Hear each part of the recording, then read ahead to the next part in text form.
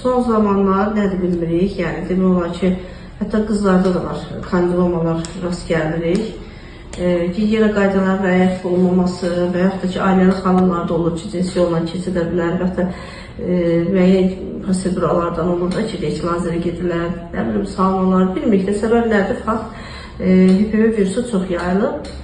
Yaxşı olar ki, onu boş qarına müalicəsini eləyəsiniz, bəzən müalicə ilə geri sorulur, bəzən isə ya xüsusi kislotalarla, turşu vasitəli dərmanlarla və yaxud da lazerlə koagulyasiya edirik.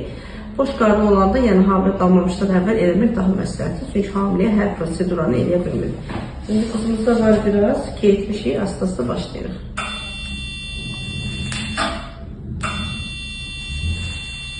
Gözəl üstə, nice, gözəl effekt verir.